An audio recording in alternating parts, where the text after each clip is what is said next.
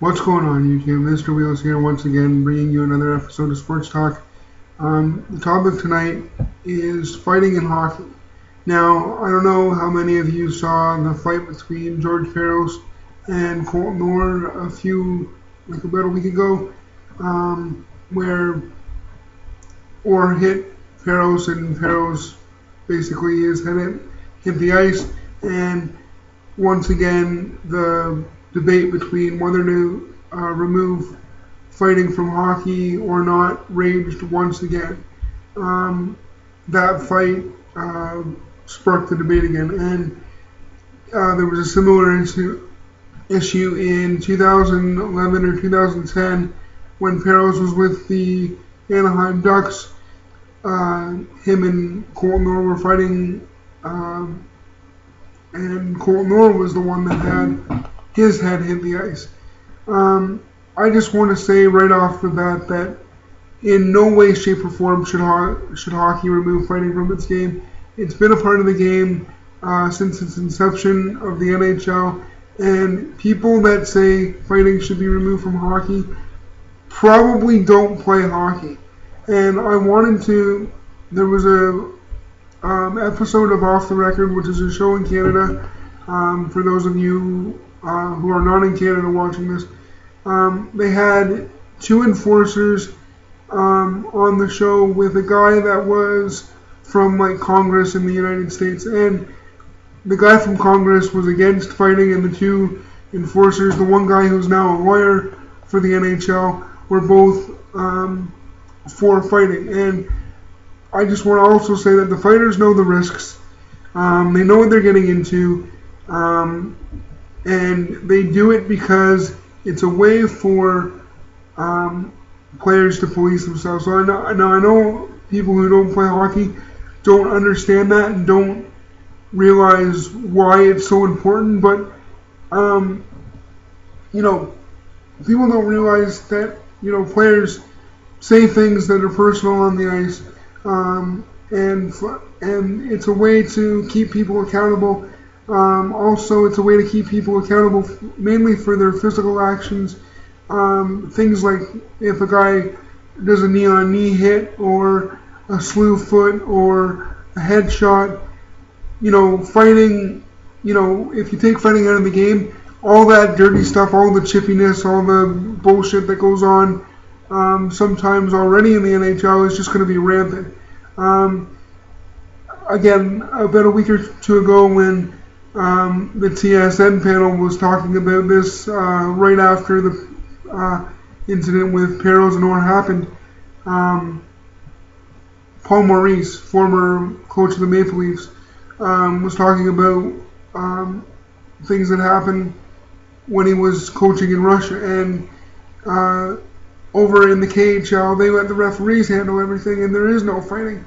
And he said he just backed up everything about my previous point about all the dirtiness and all the cheap hits and things that could really injure players.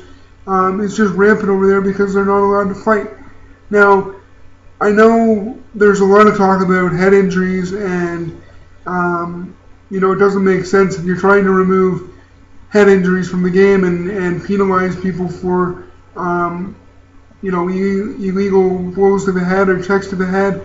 Fighting may not make sense, but again, if you take fighting out of the game, all of those dirty hits and headshots are probably going to be even more rampant because there'll be no one to step up and say, hey, we're not going to accept that and hold people accountable. And I'm not a bleeding heart. I don't agree with people who say that there's no place in fighting and you can't do it in other sports. There's bench clearing brawls in baseball. There's altercations in basketball. Hockey is the only sport that really lets somebody have to stand up for what they've done and go one-on-one. And in the other sports, it's a big group. It's pandemonium.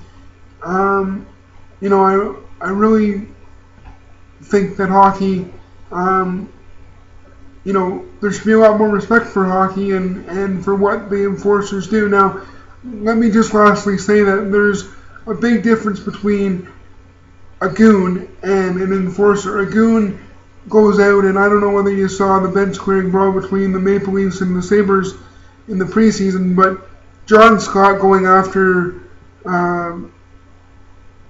Phil Kessel in the preseason, that's a goon. He's not playing the role of enforcer. He's going after a finesse player, a guy who's probably not going to fight. And an enforcer, what an enforcer is supposed to do is, if there's a dirty hit in the game, a previous play, it's the enforcer's job to go out and keep that person accountable for their action and police that aspect of the game. And what goons do is they just try to agitate and are usually responsible for all the dirty plays. So the other thing is that enforcers maintain a code of conduct. They usually don't hit guys when they go down.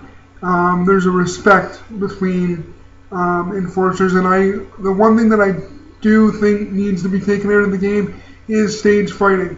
If it's two enforcers get into it right off of a face-off, that's kind of unnecessary. Now, if an enforcer gets into a fight with a guy who's previously in that game committed a dirty play or thrown a dirty check or a headshot or whatever, then if the enforcer goes after him off of a face-off, then the enforcer's just doing his job.